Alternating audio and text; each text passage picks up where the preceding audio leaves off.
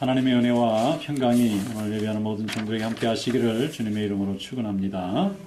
새해가 되면 사람들이 새로운 계획을 세우고 또 새로운 결심을 많이 한다고 합니다. 통계에 의하면은 새해가 돼서 사람들이 제일 많이 시작하는 게 헬스클럽 회원권을 끊는 일이라고 합니다.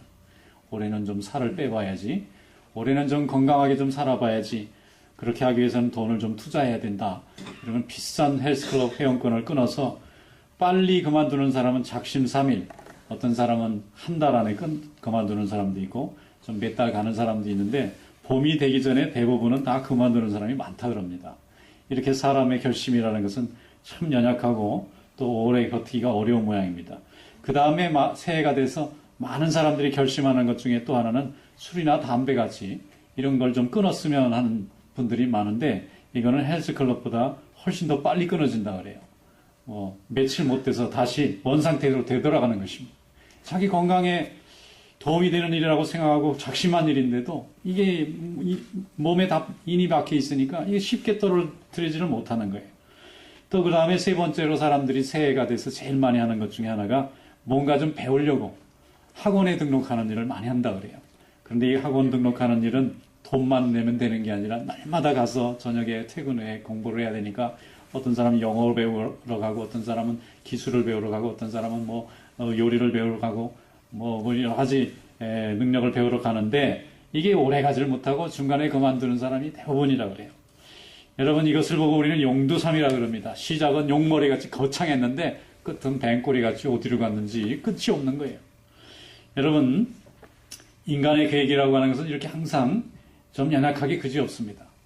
여러분 하나님과 함께 믿음의 올 한 해 동안 큰 진보가 있으시기를 주님의 이름으로 축원합니다.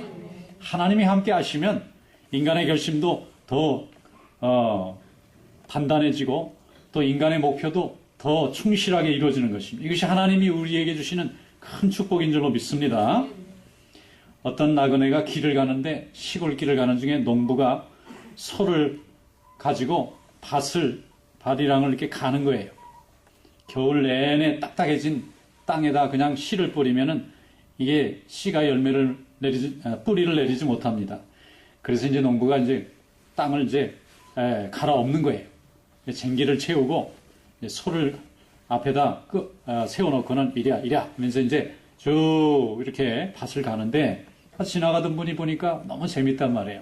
쫙 가는데 쫙 가는 게 말이죠. 딱딱하던 땅이 말이죠. 다 뒤집어 펴가지고 아주 부드러운 땅이 되니까 한참을 구경하다가 지나가는 이분이 말이죠. 이 농부 아저씨한테 부탁을 했어요. 저 농부 아저씨 제가 보니까 그 바디락을 막 너무 멋있게 착착 갈아주시는데 보기만 해도 아주 속이 시원한데 저도 좀 한번 해볼 수 있을까요? 그러니까 농부 아저씨가 하는 말이 이거 저 도시에서 사시는 양반은 이거 힘듭니다. 이거 생각보다 간단한 게 아니에요.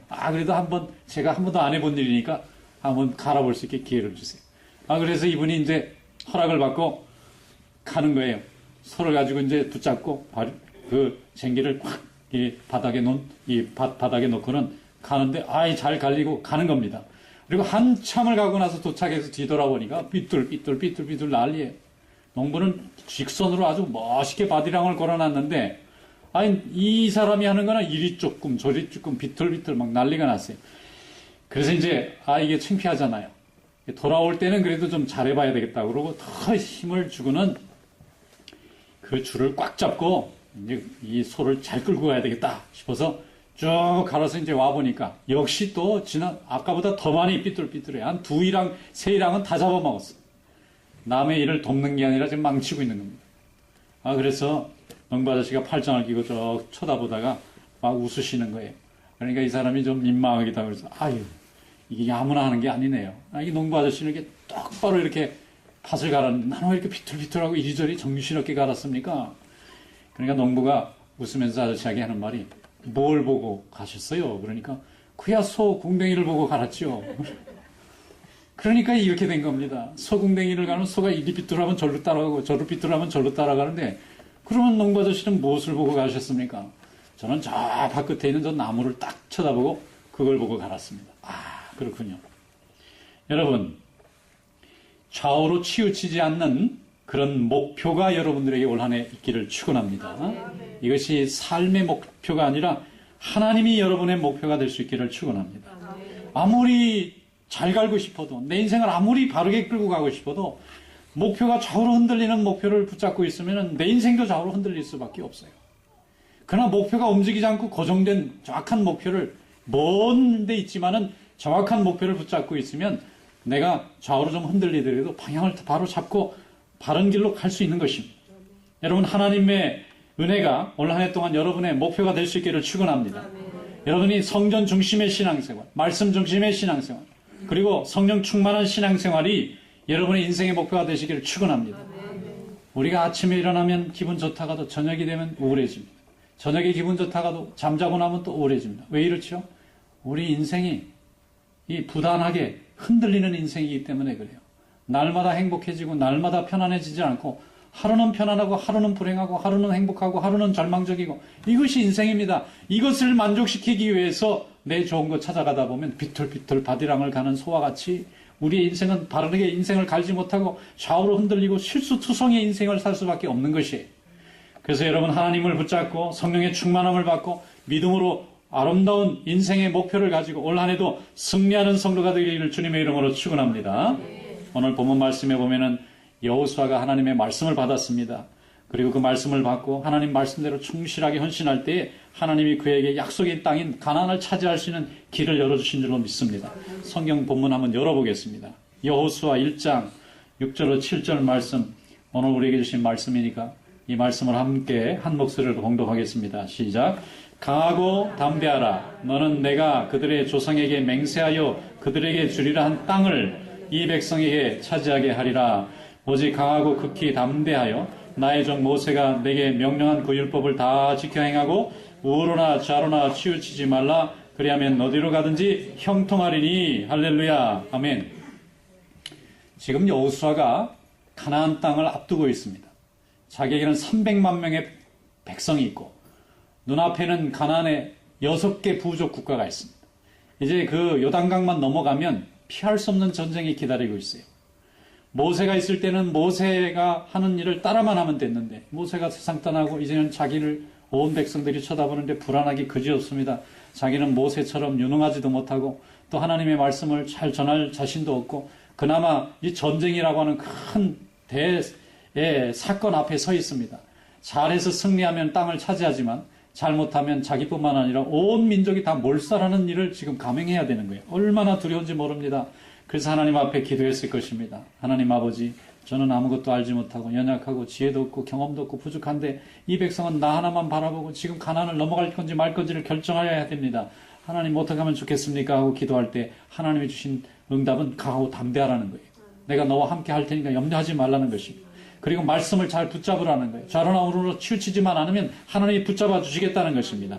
오늘 이 본문 6절과 7절 말씀에 보면 두 가지 하나님의 명령과 두 가지 하나님의 약속이 담겨져 있습니다. 첫 번째는 뭐냐면은 강하고 담대한 것입니다.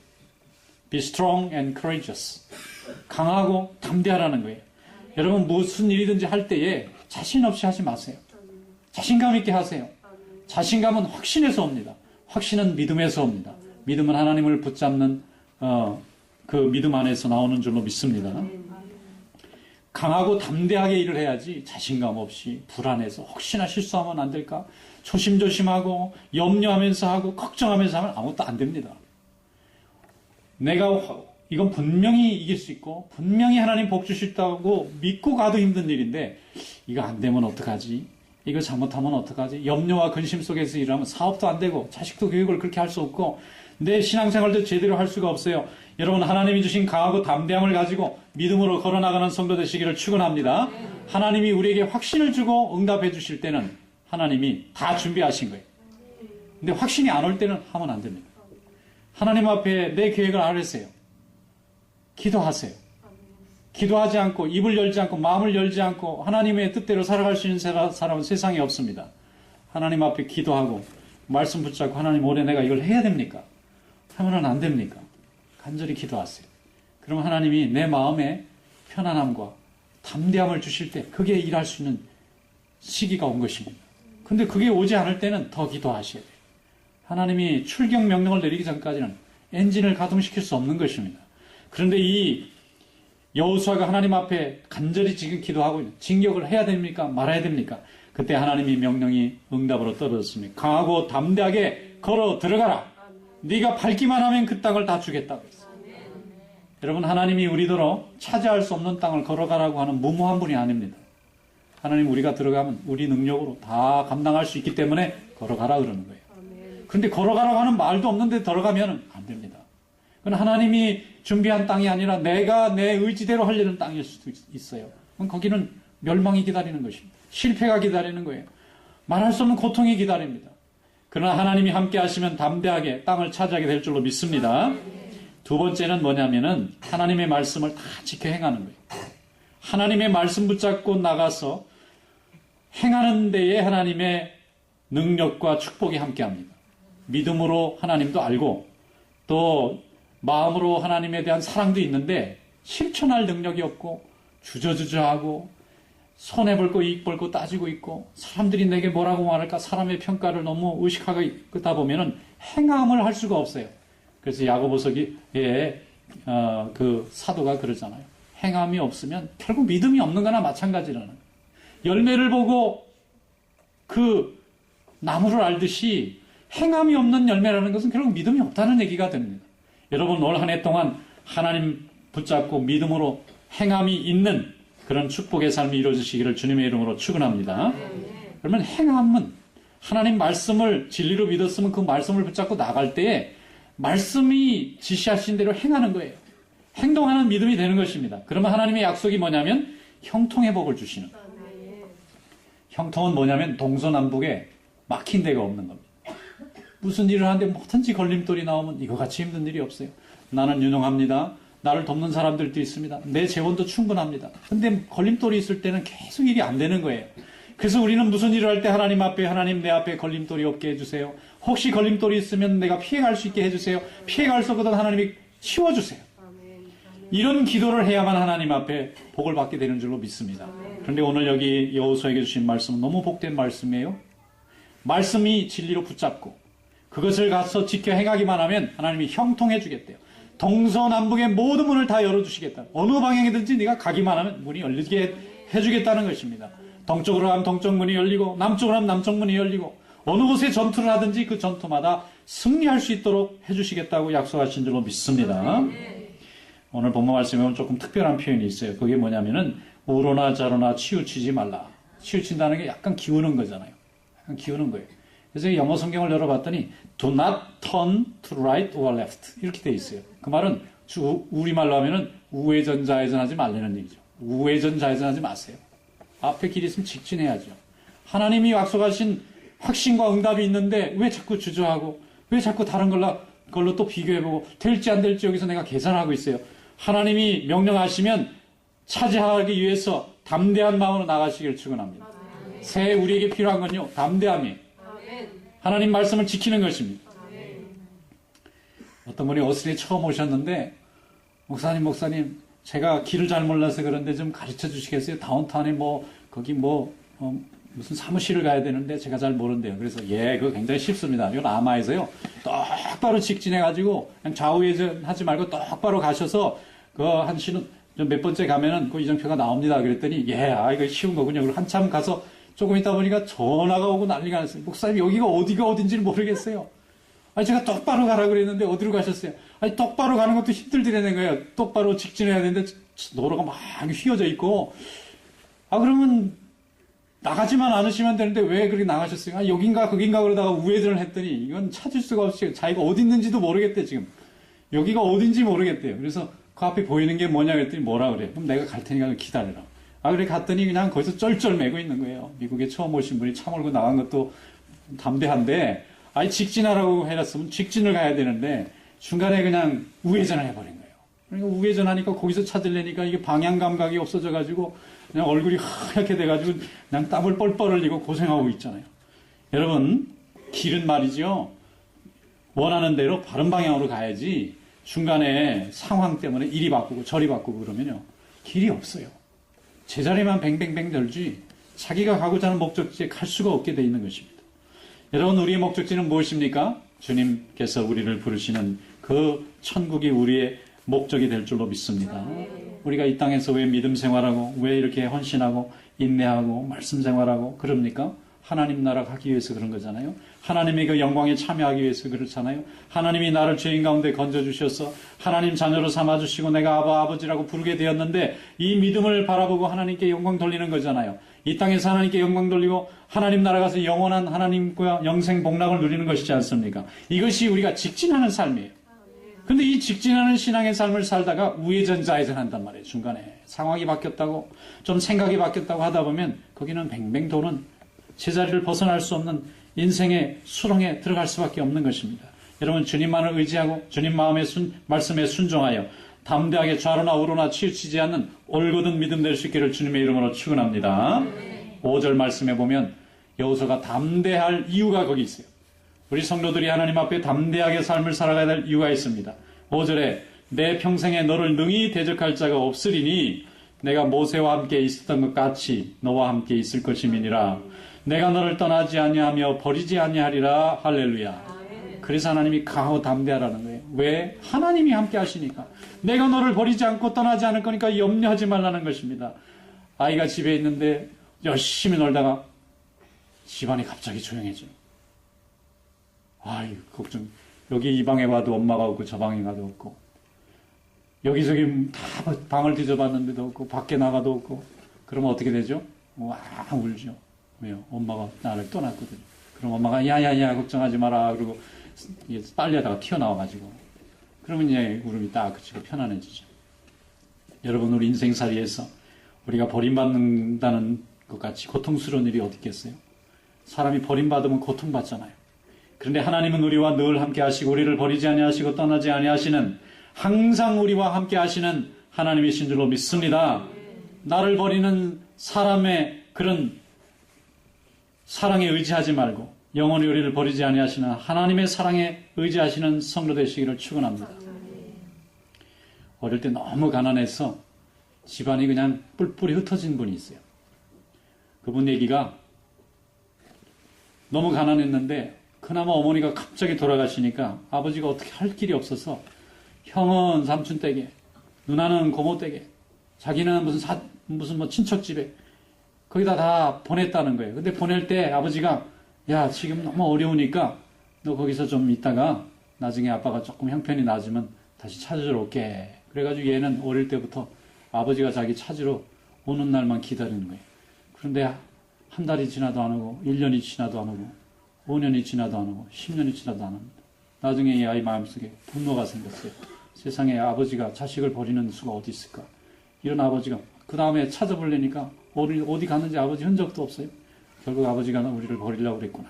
그리고 속이 상했는데 이 사람이 마침 공부도 제대로 못했어요. 초등학교도 제대로 못 나왔어요. 아버지가 없었으니까 남의 집에 얹혀 살면서 친척집을 전전하면서 눈칫밥 먹고 그래도 살려니까 할 수 없이 그렇게 붙어가지고 이제 나이가 들었는데 다행히 이분이 미국에 입양이 됐어요. 그래서 좋은 부모를 만나가지고 착까지 공부해가지고 말이죠. 나중에 아주 훌륭한 사람이 되었습니다. 한 주에 상원의원까지 됐어요. 그리고 나서 성공한 다음에 생각해보니까 그래도 아버지를 한번 찾아보고 싶어요. 그래서 아버지를 찾아보는데 찾을 길이 없어요. 그래서 이제 고국에 가서 수소문한 끝에 결국은 이제 뭐 이렇게 정부기관에 도움을 얻어서 찾아냈어요. 찾아냈더니 다 늙은 아버지가 있는 거예요.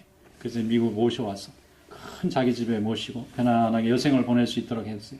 근데 물어보고 싶은 질문이 있는데 여기까지 왔는데 못 물어보겠다는 거예요. 그거 물어보면 마음 아프실까 봐. 근데 그게 뭐냐면 아버지 왜 나를 버리셨어요? 그걸 물어보고 싶은데 아버지가 그 말을 들으면 속상하시고 힘들어하실까 봐. 그래서 그래도 돌아가시긴 한번 물어봐야 될 것 같아서 왜냐면 나중에 다 편안해진 다음에 이분이 이제 물어보기로 했어요. 아버지 왜 저 그때 초등학교 1학년도 안 되는 나를 그렇게 버리고 가셨어요? 그랬더니 아버지가 말씀을 못 하시는 거예요. 그리고 나중에 한참 후에 대답을 하셨대요. 야, 내가 너무 가난해서 모좀 사느라고 너희들 못 찾으러 갔다. 그래서 이분이 그 다음에는 물어보질 않았어요. 자기 몸 하나도 제대로 지킬 수가 없으니까 어떻게 자식을 데리고 와서 살 수 있겠어요. 그래 그 아버지에게 부모에게 버림받았다는 그 고통 때문에 평생 고민했는데 그 말 한마디로 그냥 눈 녹듯이 다 녹아버린 거예요. 자기 오해가 다 풀렸어요. 아무리 지키고 싶어도 힘이 없으면 내 가정, 내 식구를 함께 살 수 있도록 가정도 지킬 수 없는 거예요. 그 고통 중에도 그래도 아버지가 있었다는 사실 때문에 너무 감사해요. 돌아가실 때까지 잘 보시고 있다가 돌아가시고 예수 잘 믿고 하나님께 영광을 돌린 줄로 믿습니다. 멋있는 주 상원에 하셨던 지금 돌아가신 신호범 의원이 우리 버스에 오셨는데 그때 한번 간증하실 때 제가 들었어요.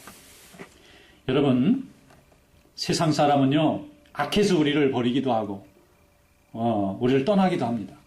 또, 그렇지 않아도 힘이 없으면 우리를 버리기도 하고, 떠나기도 합니다. 내 부모라도 가정을 지킬 능력이 없으면, 자식들을 지킬 능력이 없으면 버리기도 하고 떠나기도 합니다.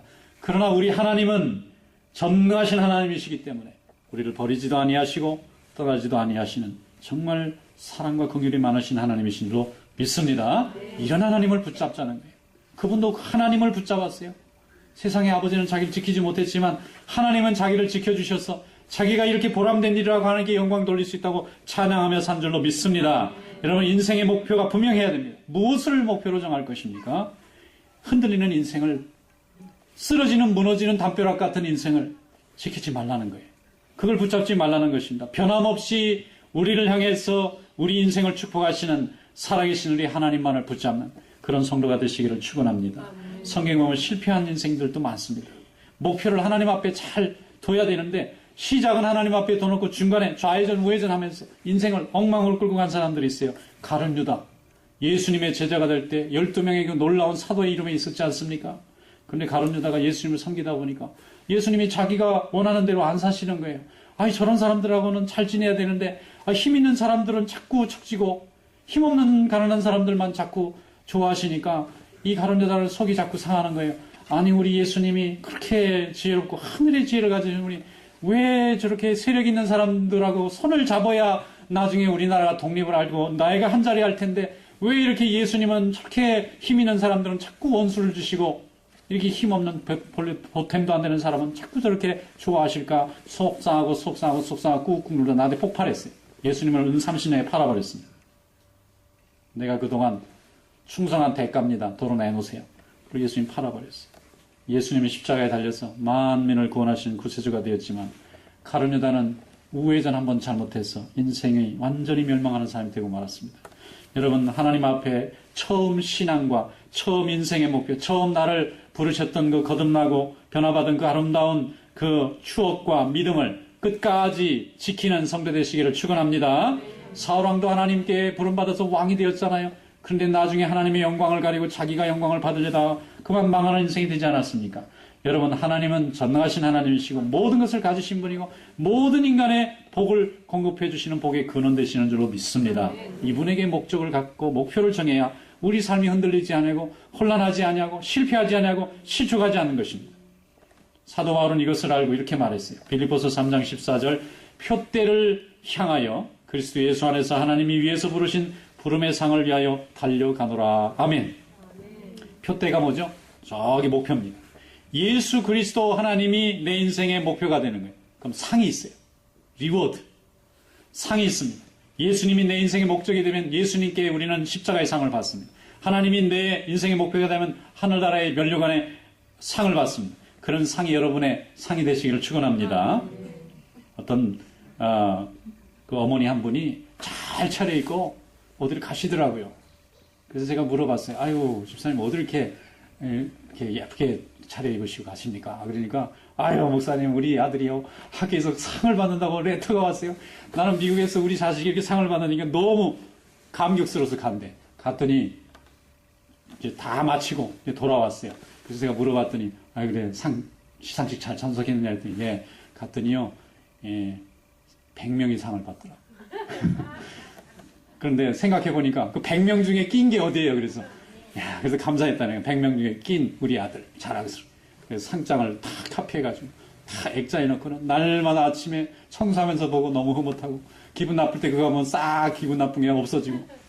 여러분, 상을 학교에서 주는 상 하나만 받아도 어머니가 그렇게 삶에 보람이 생기고 아들을 키우는 그런 힘이 생기는데 하나님 아버지가 우리에게 하늘에서 주시는 상은 그 상과는 상상할 수 없는 기쁨과 은혜로 충만할 줄로 믿습니다. 어떤 어머니가 입을 열면 아들 자랑만 하세요. 그래서 그 아들이 잘생겼나 봤더니 우락부락하게 생겼더라고. 그래서 뭘 이렇게 자랑하시나 봤더니 자기 아들이 회사에서 큰 상을 받았대요. 수백 명 직원 중에서 한 명 주는 상을 받았대. 그래서 참 좋으시겠어요. 그러고 칭찬해줬는데 이분은 일만 열면 그 아들 칭찬하니까 나중에 맞춰드리기가 조금 힘들더라고요. 한 달쯤 돼서 이제 잊어먹을 만 하니까 이제 없어지시더라고요.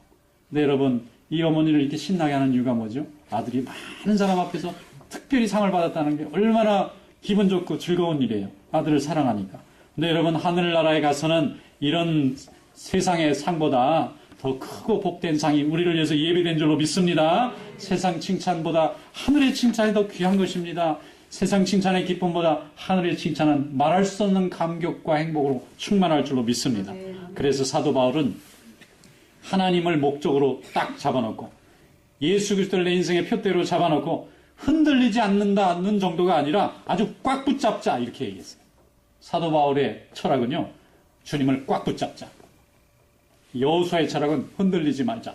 좌회전 우회전하지 말자. 사도 바울은 꽉 붙잡고 절대 안 놓친다. 빌립보서 3장 12절 보면 내가 이미 얻었다함도 아니요 온전히 이루었다함도 아니라 오직 내가 그리스도 예수께 잡힌 바 된 그것을 잡으려고 달려가노라. 할렐루야. 꽉 잡고 안 놓겠다는 것입니다.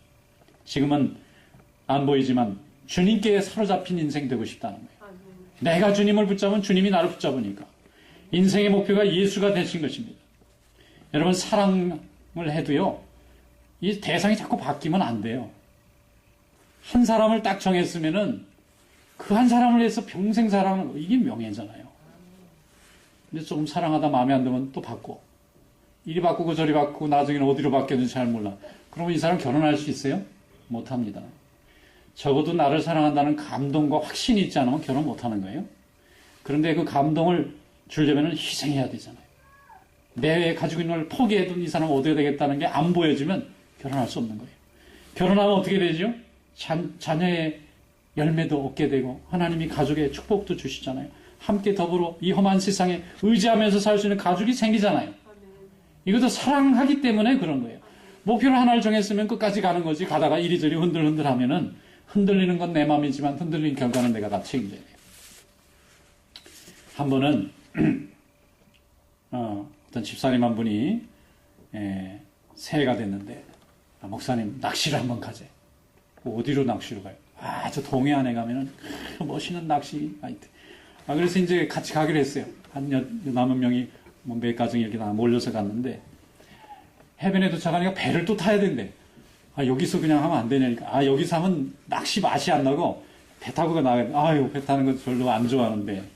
그래도 멀리 안 간대요. 저기 뚝 조금 떨어져서 바닷가 가다가 육지가 한 보이는 정도까지만 가고 더는 안 가니까 염려하지 말래. 그래서 나를 그렇게 딱 안심시켜 놓고는 태웠다고. 태워가지고 가니까 정말 저 육지가 조그만하게 보이는 데까지 오더니 이제 배를 멈추고 여기서 이제 낚시를 하는 거래요. 낚시를 이제 다 거기 어부 아저씨가 껴주는데 막 이제 그러니까 배를 통째로 하나를 이제 새 내가지고 가는 낚시더라고요. 다 이제 고기를 잡는데 고기가 너무 잘 잡히는 거예요. 근데 한 30분, 1시간쯤 지나니까 저기 머리도 아프고 속도 불편하고 막 울렁울렁하고 난리가 났어요. 그래가지고 이건 뭐 낚시고 고기고 다치고 치우고 그냥 누워가지고 막 흔들흔들하는데 더 머리가 빙빙빙빙 도는 거예요. 이제 배멀미가 시작된 거죠. 그래서 나만 특이 체질인가 그랬더니 다 그래. 나 조금 있다가 좀 시차만 두고 차례차례 다 빌빌거리고 막 토하는 사람도 있고, 아이고 아저씨 빨리 돌아갑시다 그러니까 본래는 한 밤늦게까지 있으려고 그랬는데 뭐 그럴 시간도 없어요. 빨리 되돌아가야 되는 거예요. 되돌아가니까 그냥 살 것 같아. 땅에 내려오니까. 그래서 이제 어부 아저씨한테 물어서 왜 이렇게 우리가 이렇게 멀미를 했느냐 그랬더니, 그게 갈 때는 배가 쫙 갈 때는 안 흔들리니까 이게 멀미를 안 하는데 딱 쓰면은 좌우에 이제 파도가 출렁출렁 하면서 배가 조금씩 흔들흔들흔들흔들. 작은 배일수록 더 흔들리고 큰 배는 조금씩 흔들리는데 이 뇌가 그걸 기억하는 거예요. 그러니까 이게 계속 흔들리니까 꼭 무슨 효과랑 비슷하냐면 텔레비 볼 때 막 흔들리는 영상 보는 거랑 똑같더라고요. 그러니까 나중에는 이게 막 멀미가 나고 토하고 난리가 나는 거예요. 그래서 나중에 육지에 오니까 멀쩡하잖아요, 또. 여러분, 흔들리면요, 이게 결국은 멀미하게 돼 있어요. 우리 인생도 하나님이 주신 단단한 믿음에 흔들리지 않고 쭉 가면은 흔들리고 멀미하고 힘들 일이 없는데 주님 말씀 붙잡고 가다가 딴 데 봐요, 자꾸. 여기 보고 저기 보고 저것 보고 이것 보고 자꾸 보다가 마음이 흔들리고 막 믿음이 흔들리고 그러다 보면 흔들리는 믿음 되고 실패하는 인생 되는 것입니다. 여러분 온전히 주님만을 붙잡고 흔들리지 않은 반석 같은 믿음 위에 서는 성도 되시기를 축원합니다. 어떤 부인이 남편 사별 후에 아이들만 데리고 살아가야 되는데 너무 힘드니까 절망하는 거예요. 주변에서 위로해도 위로가 안 돼요. 근데 그 다음날부터 이 부인이 말이죠. 죽으라고 일을 하는 거예요. 뭐 일벌레같이 일을 하는 거예요. 그러니까 사람들이 그러다 당신 쓰러집니다. 쉬어가면서 하세요. 그래도 아니래. 나는 일을 해야 됩니다. 그래서 왜 이렇게 힘들게 일하세요? 그러다가 몸 다칩니다. 그래도 이분은 그래도 일을 해야 된대. 왜 이렇게 일을 해요? 그랬더니 일 안 하고 가만히 있으면 온갖 잡념이 들어오고 죽을 것 같아요. 우울증이 자꾸 찾아오니까 몸이라도 열심히 움직여서 잊어버려야 된대. 정말 그걸 탈출했어요. 나중에 그 어려웠던 그 시기를 탈출해서 얼마나 지금 담대하게 살아가고 있는지 모릅니다. 여러분 온전히 주님 앞에서 전력 투구하는 믿음 되시기를 축원합니다. 또 전심전력하는 그런 믿음 되시기를 바라요. 그래야 여러분들에게 유익이 있습니다. 투수가 마운드에 있으면은요 상대방 타자 삼진을 잡기 위해서 전력으로 던집니다. 아무튼 자기 인간이 던질 수 있는 자세 중에 투수가 이렇게 몸을 싹 준비해가지고 던지는 자세처럼 빠르게 던질 수 있는 자세가 없어요. 인간이 던질 수 있는 최고의 속도를 내는 것입니다. 그런데 투수가 성의가 없이 던지면 다 안타나고 홈런 나고 자기 편 지는 거예요. 그래서 공을 못 맞추기 위해서 전력 투구하는 거예요. 전심전력하는 것입니다. 신앙생활도 여러분 전심전력하고 전력 투구하는 성도 되시기를 축원합니다. 신앙생활하면서 이것저것 세상 재미 다 보고 친구들하고 즐길 거 다 즐기고 이러면 하나님 앞에 전력 투구가 안 됩니다. 전력 투구하고 싶어도 다른 데서 이미 힘이 다 빠져버렸기 때문에 하나님이 일할 때는 힘이 남질 않아요. 그러니까 불평할 수밖에 없어요. 디모데전서 4장 15절로 16절에 말씀합니다.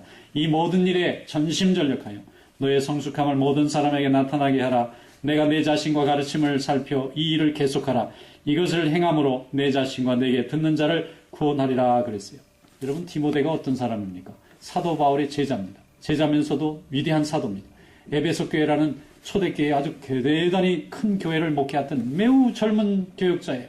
그런데 디모데가 아무리 성령 충만하고 말씀과 모든 면에서 뛰어난 사람이라 할지라도 젊은 사람이에요. 유혹이 많습니다. 또 경험이 부족합니다. 그러니까 사도 바울이 디모데에게 디모데야 목회하다 보면 별별 어려운 일이 많을 건데 그때마다 그 문제 해결하려고 뛰어다니지 말고 네가 하는 일, 말씀 전하고 기도하는 일, 복음 전하고 하나님 일하는 거 그것만 전력 투구하고 전심전력해라. 그것이 네가 살아남는 길이다. 그래서 디모데는 바울 다음 세대 위대한 바울과 같은 사도로 하나님이 쓰임받게 된 줄로 믿습니다. 여러분 하나님의 일을 할 때 전심전력하세요. 하다 말다 또 좀 시간 나오면 이렇게 하지 말고 먼저 하나님의 것을. 그래서 올 한 해는 우리 제일장로에 속한 우리 모든 권속들이 성전 중심, 예배 중심, 말씀 중심, 성령 충만함을 중심으로 하는 그런 아름다운 목표를 이루고 그 목표를 정해서 전력 투구하는 그런 한 해가 될 수 있기를 축원합니다. 어떤 권사님이 계신데 교회 일을 너무 열심히 하세요. 새벽 예배도 매일 참석하시고 뭐 교회 집회란 집회는 그냥 출석하는 기분으로 한 번도 빠지는 일이 없습니다. 기도 모임에도 열심히 하시고 교회 모임이라면 그냥 팔을 걷어붙이고 항상 나오니까 아들하고 며느리가 입이 이만큼 나왔어요. 아니 어머니 우리를 위해서는 뭐 하나 해주시도 않고 교회에서 뭐 한다고 그냥 다 집에 있는 걸 다 쓸어간다. 그래가지고 그냥 어머니가 속이 상한데 그래도 야 나는 교회 가야 된다. 그러니까 아들하고 며느리가 또 반대하는 거예요. 어머니 우리를 위해서는 뭐 돼지 새끼 한 마리 안 잡아주시더니 왜 교회에 교인들을 이렇게 많은 걸 해주십니까? 그러니까 어머니가 야 나 교회 가서 하나님 일 해야 된다. 반대를 너무 하니까 어머니가 나한테 붙잡아 놓고 얘기했어요. 야 내가 교회 가서 기도하고 하나님 일을 해야 너희들이 복을 받는 거야. 그리고 내가 집에 있으면 너희들한테 걸림돌이 너에게 짐이 되고 이래저래 다투기만 하지 하나도 도움되는 거 없잖아. 그런데 내가 살라고 교회 가는 거야. 교회 가서 하나님 앞에 은혜 받아야 내 마음이 편안해서 너희들에게 축복해주고 또 너희들에게 사랑해주니까 나 좀 살자. 그러면 교회 오시는 거예요. 이 자식들이 이해를 했어요. 어머니가 교회 가는 게 우리를 위한 거구나. 집에 꽈리 틀고 앉아가지고 이거 이래라 저래라 하다 보면은 집안이 복잡해지잖아요. 그런데 그 에너지를 성전에 나와서 기도하고 부르짖고 예배드리고 열심히 찬양하니까 자녀들도 편안하고 어머니는 위로받고 성령 충만해서 가니까 늘 편안하게 이 자녀들에게 복을 빌어주잖아요. 이게 다 하나님이 주신 축복인 줄로 믿습니다. 디모데전서 6장 3절 5절 말씀해 보면 하나님의 일에 전념하지 않으면 우리가 어떻게 시험 드는지를 잘 설명해 주고 있어요. 디모데전서 6장 3절 5절 누구든지 다른 교훈을 하며 바른 말고 우리 주 예수 그리스도의 말씀과 경건에 관한 교훈을 따르지 아니하면 그는 교만하여져서 아무것도 알지 못하고 변론과 인생을 돌아가는 하는 자니 이로써 투기와 분쟁이 비방과 악한 생각이 나서 마음이 부패하여지고 진리를 잃어버려 경건을 이익의 방도로 생각하는 자들의 다툼이 일어나느니라. 참 무서운 말이죠. 하나님 말씀 꽉 붙잡고 가지 않으면요, 분명히 예수를 믿고 하나님 앞에 영광을 돌리는데 이게 하나님 말씀과 교훈에서 떠나지 않으면 교만해지고 사람들의 변론과 또 비방과 악한 생각에 마음이 부패해져서 진리 잃어버리고 나중에 경건을 이익의 방도로 생각하는 사람이 되어버린다. 참 얼마나 무서운 말씀인지 몰라요. 여러분, 하나님의 말씀 앞에 굳건하게 서서 오직 주님의 말씀만을 바라고 표대를 예수 그리스도께 향해서 나가는 성도 되시기를 축원합니다. 신앙생활에서는 예수님 말씀이 바로 서야 나머지가 다 질서 있게 이루어지는 것입니다. 올 한 해 동안 성령 충만, 말씀 충만, 사랑 충만하는 성도 되시기를 축원합니다. 하나님 말씀으로 충만하면 진리가 서기 때문에 사랑은 저절로 나오는 거예요. 근데 우리가 스스로 의로워지기 위해서 사랑하려고 하다 보면 남에게 사랑하는 척 보여줘야 되고 내 마음은 그렇지 않은데, 근데 진리가 서서 내 마음을 주관하면 내 마음이 저절로 하나님 안에서 평화를 누리기 때문에 사랑이 저절로 되는 거예요. 어떤 집사님 한 분이 하나님 말씀 듣고 은혜 받았어요. 뭐로 은혜 받았냐면 원수를 사랑하라. 원수 사랑하기로 했어요. 원수를 사랑해야지. 그리고 원수가 어디 있나 어디 드리번 봤더니 교회 안에 저 뒷곳에 원수가 하나 앉아 있는 거야. 이 원수구나. 그런데 하나님 원수를 사랑할 수 있게 해주시옵소서. 근데 사랑이 안 돼요. 만나게 나면 막 더 마음이 다치는 거예요. 그러니까 하나님 이거 원수 사랑이 안 됩니다. 그리고 막 부르짖었다는 거예요. 그러니까 하나님이 나중에는 이제 너무 열심히 하나님 말씀을 순종하자는 거 아니에요. 그 열심히 기도하고 눈물을 흘리면서 했더니 어느 날 예수님이 자기를 위해서 이렇게 흉악한 죄를 위해서 용서하신 게 십자가의 은혜가 생각이 나서 갑자기 그 원수가 불쌍해 보이는 거예요. 저렇게 사랑받지 못하고 사랑도 하지 못하고 껍질에 갇혀가지고 그 거듭나지 못하는 그 모습이 너무 안타까워서 정말 불쌍한 마음이 드니까 이게 용서가 되더라는 그때부터. 할렐루야. 여러분, 하나님의 말씀을 붙잡으면 하나님이 우리의 심령도 변화시켜 주시고 우리의 삶도 주장해 주실 줄로 믿습니다. 목표를 하나님을 향해서 세우는 그런 한 해가 되시기를 축원합니다. 야고보서 1장 12절 시험을 참는 자는 복이 있나니 이는 시련을 견뎌낸 자가 주께서 자기를 사랑하는 자들에게 약속하신 생명의 멸류관을 얻을 것이기 때문이라. 할렐루야. 하나님 안에서 주님을 붙잡으면 그것 때문에 내가 인내해지고 내가 생명의 열매를 맺게 되고 하나님 앞에 생명의 멸류관도 받게 되는 축복이 이루어질 줄로 믿습니다. 이런 아름다운 한 해가 여러분의 한 해가 되시기를 주님의 이름으로 축원합니다. 기도하겠습니다.